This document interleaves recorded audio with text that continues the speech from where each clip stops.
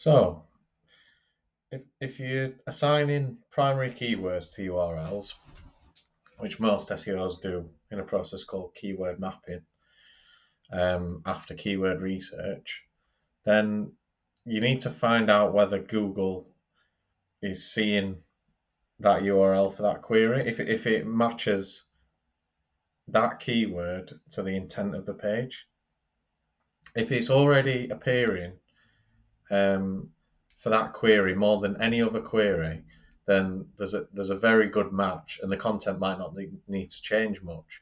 But if a page is getting more impressions for a query than any other query, and that doesn't match what you're targeting the page towards, the primary keyword, then there might be a bit of content rewriting that needs doing, a bit of intent, a bit of internal linking that needs changing.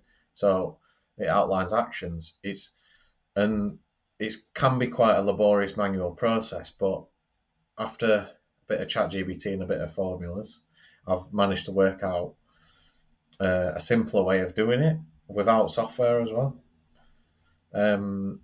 Apart from Search Analytics for Sheets, which is actually an extension. So what I've done is, again, not the best sample because my site's not got much data yet, but here's the query and page data side by side for FisherSEO.com. Now, the homepage, for example, is getting more impressions for some queries than others.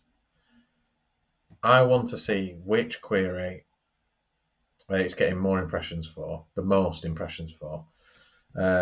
We can filter on here so we can see the page and the impression, and then manually put it in alongside the primary keyword, all that sort of stuff.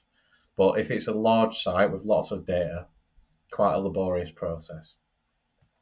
And you don't want to really maybe not do it on the same sheet. So let me just rename, I'll keep it sheet 7 because of the formula at the minute, but this will be the keyword mapping sheet, for example. So you put your URLs in the first column. Then after your keyword research, you put your primary keyword in, the keyword that you're going to plan to target that page towards with the best intent and highest search volume maybe. So for example, the home page, really, I'd probably target that towards e-commerce SEO consultant. Okay. I've created a formula here. It's quite a complex formula, so ChatGPT did help. It looks up the other tab with all the Search Console data. It looks within, it finds the URL in column B, then it looks for the highest number corresponding to that URL in column C, then it finds the corresponding query to that number.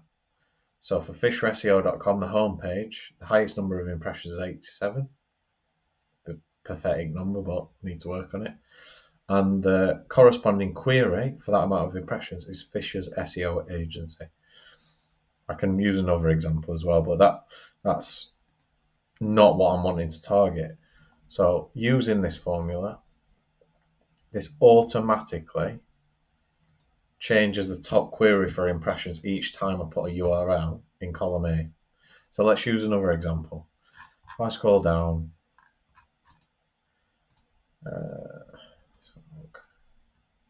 better example. Independent SEO console for fitness brands. Let me add that URL here.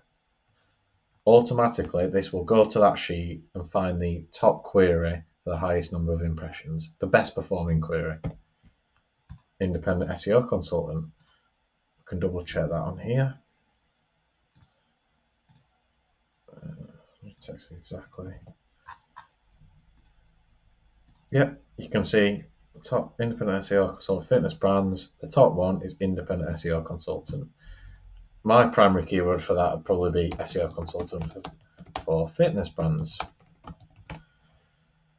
And then I've just done a simple match formula here to see if my primary keyword that I've selected matches the best performing query. sometimes for clicks.